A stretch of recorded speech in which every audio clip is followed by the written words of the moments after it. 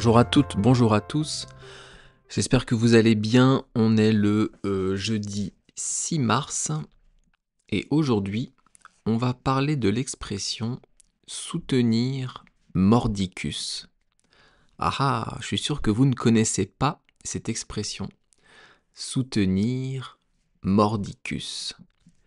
Mais avant ça, comme d'habitude, je vais vous parler quelques minutes d'un sujet. Eh bien, ce sujet aujourd'hui, il n'a aucun rapport avec l'expression. Une fois n'est pas coutume, j'avais envie de vous parler aujourd'hui d'agrumes. Les agrumes, ce sont des fruits qui sont de la famille des oranges. Il y a l'orange, le citron, le pamplemousse, le citron vert, le yuzu, la main de Bouddha, le cédrat. Tout ça, ce sont des fruits de la famille des agrumes.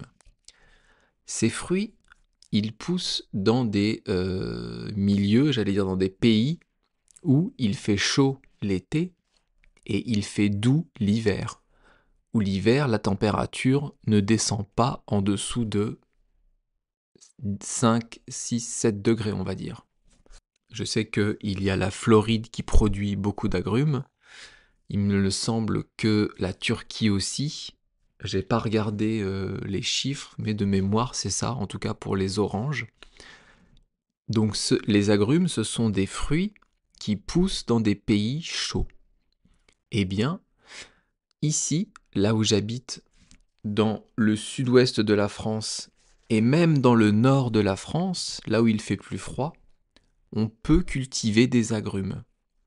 Grâce à des greffes. Une greffe, c'est un morceau de branche d'un certain agrume qu'on va coller au tronc d'un autre agrume. Donc on fait ça quand les arbres sont petits. Quand ce sont encore des tiges, vous avez un agrume qui va donner, par exemple, on va dire une mandarine. Eh bien, la branche de mandarine, vous allez la greffer, vous allez la coller avec une certaine technique au tronc ou à une branche d'un arbre qui va résister au froid, comme un poncirus par exemple.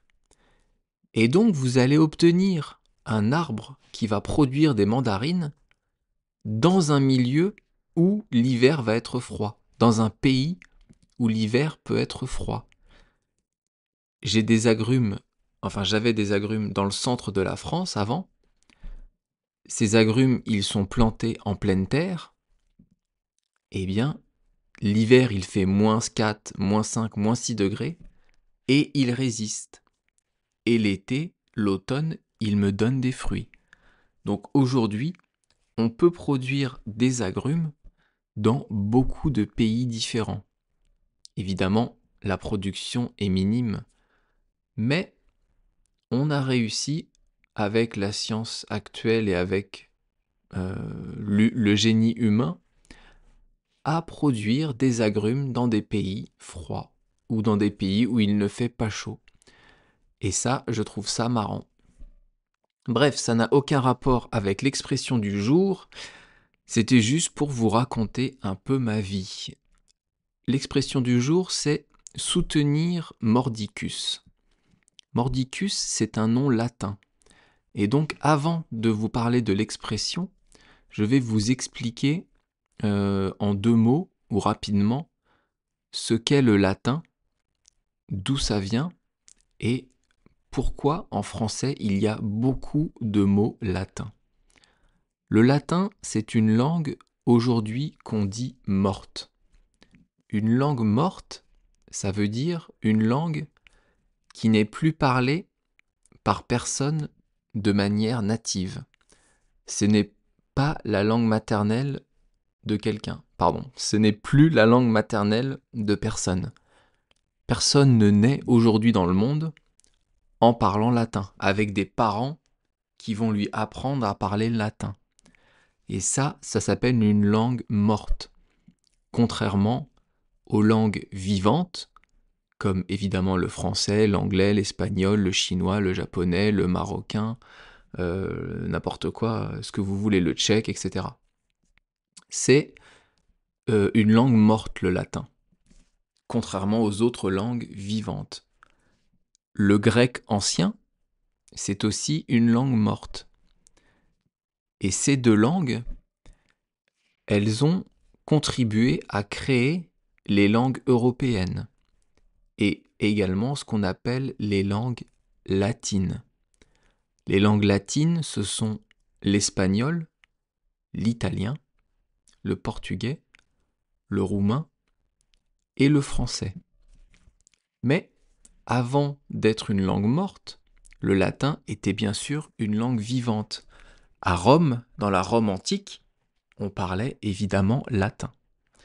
En France, jusqu'en 1539, on parlait latin. Évidemment, on parlait aussi français, mais ce n'est qu'en 1539 que le français a officiellement remplacé partout le latin. Jusqu'au XXe siècle, au milieu-fin du XXe siècle, il y a certaines églises en France où la messe était encore célébrée en latin, où on parlait encore latin pendant la messe. Et donc, vous avez compris avec ce petit speech que le latin est à l'origine, avec le grec, de la langue française. Je vais vous donner plusieurs mots latins qui sont aujourd'hui des mots français, que nous n'avons même pas transformés, que nous avons gardés tels quels. Quand je dis etc., etc., etc., ça veut dire et d'autres choses de la sorte, et tous les autres. Si je vous dis, voilà, par exemple, les agrumes de tout à l'heure, dans les agrumes, il y a l'orange, le citron, la clémentine, etc., etc. Ça veut dire et tous les autres agrumes. Eh bien, etc., etc., c'est du latin. Ça s'écrit E-T-C-E-T-E-R-A.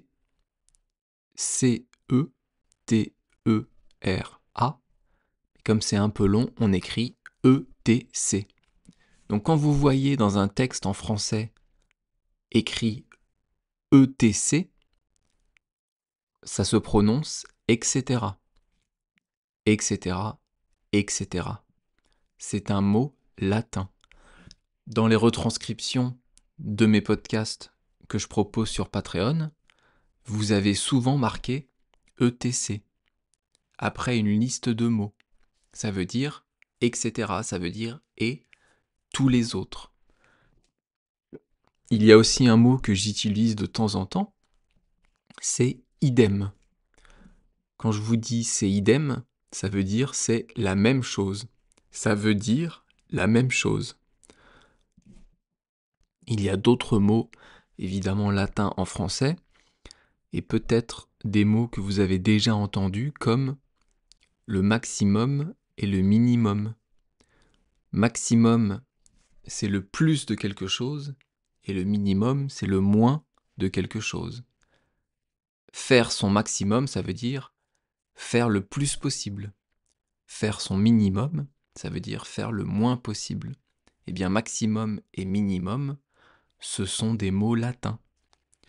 Deux autres mots que vous avez peut-être entendus aussi, recto et verso. Le recto d'une feuille, c'est le côté de la feuille que vous avez devant vous. Quand vous tournez la feuille, de l'autre côté, c'est le verso. On peut dire dans un livre le recto d'une page d'un livre et le verso d'une page d'un livre. C'est un côté et l'autre côté d'une page. Quand j'étais au lycée et au collège, non, au lycée, pas au collège, eh bien, il y avait quelques élèves qui apprenaient le latin. Et à cette époque-là, c'était surtout pour les très bons élèves, parce qu'il y avait déjà l'anglais à apprendre, la deuxième langue qui était soit espagnol, soit allemand, et certains faisaient une troisième langue qui était le latin. c'était pour les élites du lycée, pour les très bons élèves. Autant vous dire que je n'apprenais pas le latin, évidemment. Car l'élite, ce n'était pas pour moi, ce n'était pas moi. Bien, après cette introduction sur le latin, j'espère que vous avez un peu compris, et maintenant on va passer à l'expression du jour, soutenir mordicus. Le verbe soutenir. Soutenir, c'est un verbe du troisième groupe.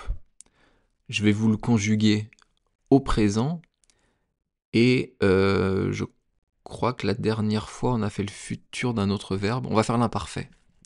Au présent et à l'imparfait. Pendant plusieurs semaines, plusieurs mois, je vais vous conjuguer des verbes soit présent, soit imparfait, soit futur, soit passé simple, parce que c'est les verbes qu'on utilise le plus en français.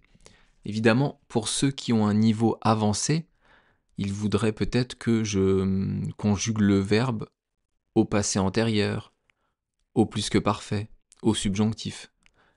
Je pourrais le faire, mais je pense que ça ne s'adressera pas à beaucoup de monde et ça n'aura pas beaucoup de sens pour la majorité des gens.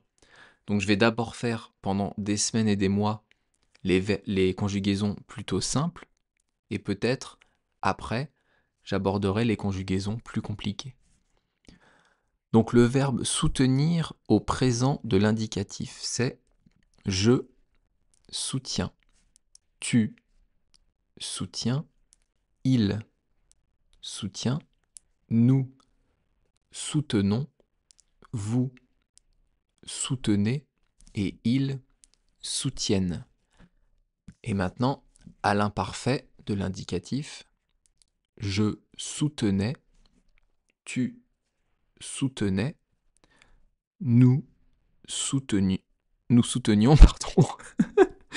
Je rigole parce que je suis en train de penser à autre chose en même temps, et donc la conjugaison n'est pas sortie.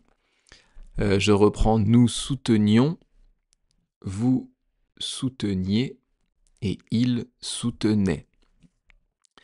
Donc le verbe soutenir, je vous ai dit, c'est un verbe du troisième groupe. Il a plusieurs sens, mais je vais vous donner les trois principaux. Le premier sens de soutenir, c'est maintenir quelque chose. C'est supporter un élément, supporter quelque chose. Je vous donne l'exemple d'une maison. Dans la maison, ce qui va soutenir la maison, ce qui va porter la maison, ce sont les murs.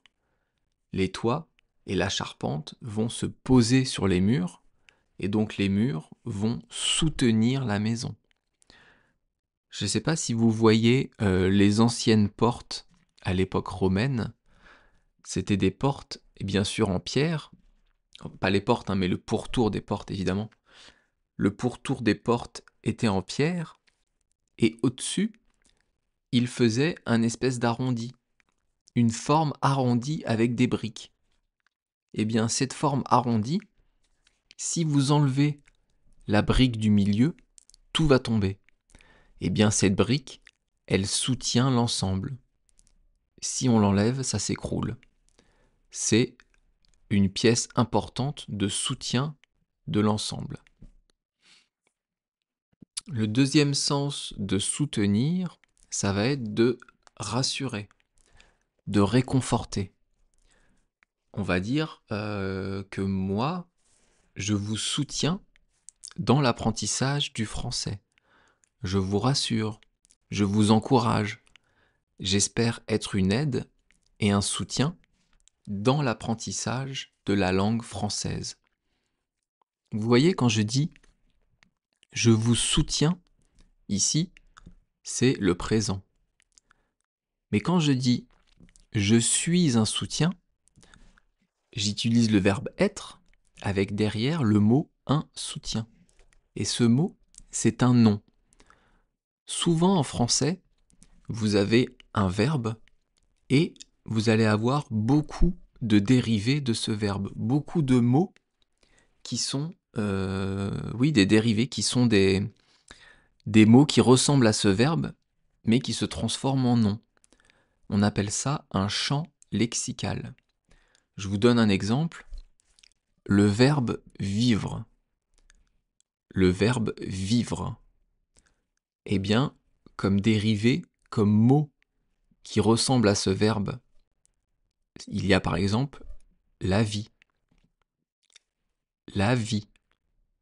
Ou on a encore la vitalité. Ça, c'est l'énergie. Ou on peut avoir vital. Quelque chose de vital, c'est une chose qui est nécessaire pour vivre. Ou on a vivant. Ou le mot vif. Ou vivement. Vous voyez, tous ces mots, ce sont des dérivés de vivre. Ils commencent de la même manière, mais ça a un rapport, mais ça ne veut pas tout à fait dire la même chose. C'est important de bien comprendre ce système de dérivés, parce qu'en français, on utilise beaucoup ça. On a beaucoup de mots qui sont dérivés d'autres mots. Donc à partir du moment où vous connaissez le verbe, vous pouvez comprendre les autres mots qui sont des dérivés. Bref, j'ai fait une petite parenthèse là. Où est-ce qu'on en était ? Ah oui, soutenir. Donc le troisième sens de soutenir, et c'est le sens qui est utilisé dans l'expression, ça veut dire défendre une idée, affirmer qu'une chose est vraie. Ça veut dire soutenir un point de vue, défendre un point de vue. Je vais vous donner un exemple concernant le japonais.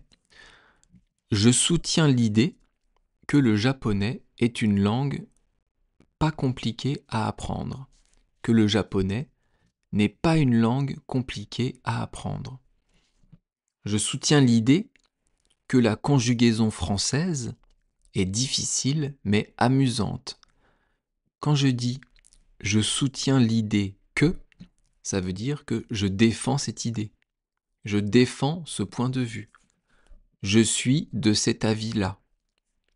Ça, c'est le sens qui est utilisé dans l'expression du jour. Et donc, le deuxième mot de l'expression, mordicus, mordicus, ça vient du latin. C'est pour ça que je vous ai parlé du latin au début du podcast. Et mordicus, ça vient du latin, du mot latin modere, qui veut dire mordre. Et donc, on a l'image de, par exemple, un chien qui mord sa proie et qui ne lâche pas. Le chien, il mord et il ne lâche jamais. Eh bien, l'idée ici, c'est de dire que vous soutenez une idée avec obstination. Donc, mordicus, par image, ça veut dire obstinément, avec obstination, de manière obstinée. Ça, c'est le champ lexical d'un mot, obstiné. Donc, comme je vous disais, on pourrait remplacer mordicus par obstinément. Et je vais vous raconter une petite histoire là-dessus. Quand j'étais petit et que j'ai entendu cette expression pour la première fois, je ne comprenais pas parce que pour moi, mordicus, c'était un personnage de dessin animé. Il y a un dessin animé des années 80-90 qui s'appelait Le Comte Mordicus. Et je regardais ce dessin animé à la télé. Et ce dessin animé, ce personnage, ce comte Mordicus, c'était un gentil petit vampire. Et moi, je comprenais pas pourquoi on devait soutenir Mordicus. On devait venir en soutien, réconforter ce personnage. C'était incompréhensible. Bref, ça c'était une petite anecdote. Donc vous avez compris, le sens de l'expression soutenir Mordicus, c'est défendre une opinion avec vigueur. Soutenir obstinément. On peut dire aussi être têtu.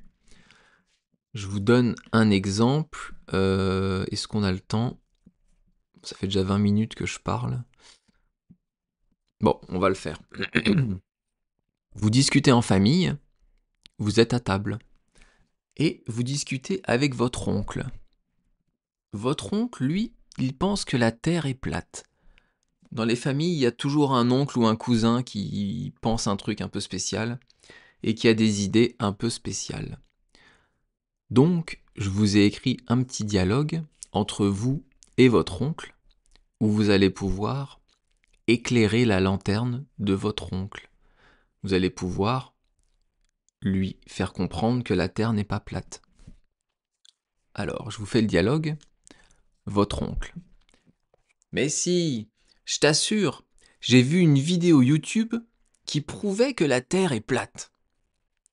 Vous, écoute tonton, je t'aime beaucoup, mais il faut prendre du recul avec ce que tu vois sur Internet. Tout ce que tu vois sur Internet n'est pas forcément réel. Votre oncle. Mais non, mais là c'est vrai. Ils le disent et, en plus, il y a des scientifiques avec eux. Vous, c'est fou que tu continues à soutenir mordicus que la Terre est plate, alors que la science a prouvé le contraire. Voilà, c'était un petit dialogue de 4 lignes. Très intéressant, très intelligent. Donc ici, vous vous étonnez que votre oncle puisse, avec une telle force, soutenir mordicus que la Terre est plate. Cette expression, vous avez compris, elle est d'origine latine et elle vient du XVIIe siècle. On peut dire en anglais, tout simplement, stubbornly, qui veut dire être têtu, je pense. Voilà, merci beaucoup de m'avoir écouté. J'ai été un peu long, je suis désolé. J'aurais peut-être pas dû parler des agrumes au début, parce que ça n'avait pas beaucoup de rapport avec le sujet. Mais bon, c'est pas grave, ça vous fait écouter du français. 質問があれば、いつでもメッセージを送ってください。最初から今日まで、ポッドキャストはどう思いますか？ぜひ教えてください。ありがとうございます。If you have any questions, you can send me a message on Instagram or whatever, Instagram or YouTube, of course. What do you think of this podcast since the beginning to nowadays? You can of course tell me whenever you want. Thank you very much. Merci beaucoup, bye bye. À bientôt, hasta luego. Matane.